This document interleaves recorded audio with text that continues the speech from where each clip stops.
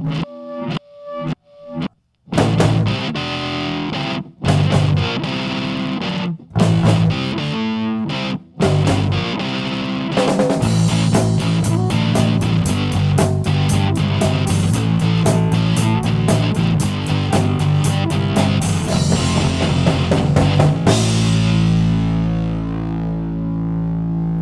welcome to another Trade Show Guy Monday Morning Coffee. It's July 31st, 2017. My name is Tim Patterson, Trade Show Guy Exhibits, Trade Show Guy, and the host of this weekly vlog slash podcast, video log, whatever you want to call it. You can watch it live Monday mornings at 9 o'clock on Trade Show Guy blog, which is on Facebook. Or you can catch the video on my TradeshowGuyBlog.com. We also post the podcast there as well, the audio version, which you can subscribe to, so it downloads to your iPod, or I guess iPods are going out of fashion these days, but your iPhone, your whatever. I'm also the author of the book Trade Show Success: 14 Proven Steps to Take Your Trade Show Marketing to the Next Level, and the owner of Trade Show Guy Exhibits, which is a project management company where we work with small to medium-sized businesses to take their trade show marketing to the next level. And today on the podcast, we are going to speak with Gwen Hill from ExhibitForce in Houston, Texas. Gwen and I met a few years ago at an event at 2020 Exhibits, and I got to learn a little bit more about what exhibit management software they offer there. So good morning, Gwen. How are you doing? Good morning. I'm good. How are you, Tim? Very good, thanks. And I appreciate you joining me on this. And we won't take up a whole lot of your time, but it'll be fun to learn about what ExhibitForce is. So let's start with exactly that question. What is ExhibitForce? Well, to make it simple, it is a cloud-based technology that helps companies streamline their processes from events to project management. So literally everything from events, projects, all the way through to an ERP system. So it can completely run an entire business. And so compare that to what it was like 15, 20 years ago when most of the, we were sort of moving into computers and archiving things and having spreadsheets and stuff, maybe even before that. What was it like before there was software that could do all this stuff? It was just a lot of paper, wasn't it? I think a lot of sticky notes, a lot of people forgetting things. No, actually, when I joined the industry, it was really based on the fax machine. Everybody had a little fax form and they checked off a few things that they wanted. But unfortunately, because on a fax machine, we see what you were selecting, a lot of people got sometimes the wrong exhibit. So they thought they were ordering the 10-foot pop-up. Instead, they get the 10-foot crate because it was a custom, wouldn't quite fit in the car to get it to the next one. How does it work from an end user's perspective?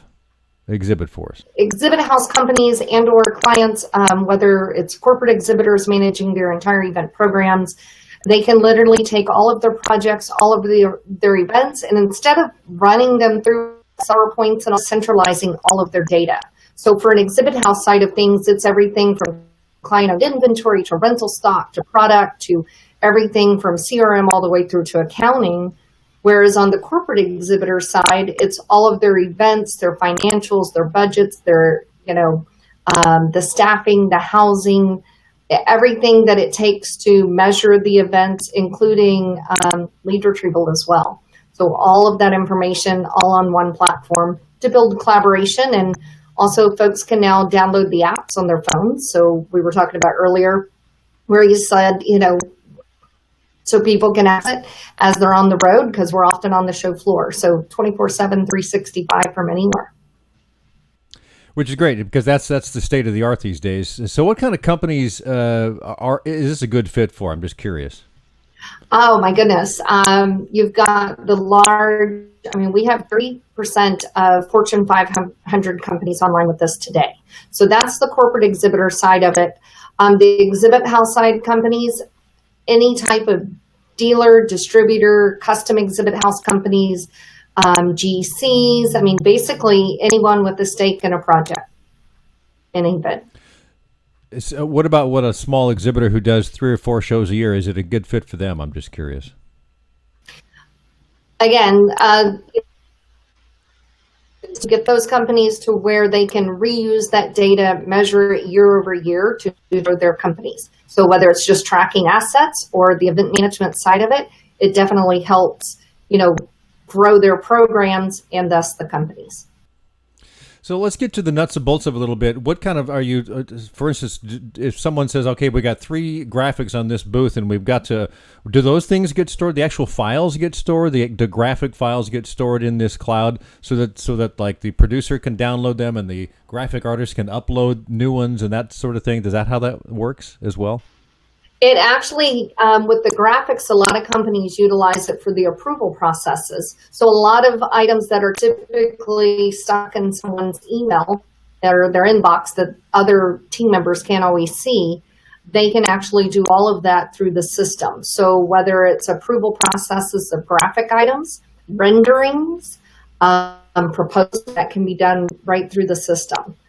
So it improves the whole collaboration, all of the comments. People can even track their time against how long it takes them to do tasks and that sort of thing. So that's also running against those projects. So it's really the ultimate in record keeping and communication and collaboration. And when I would presume that once people get into this, they're saying after they've done it for a few months, man, why didn't we have this before, right?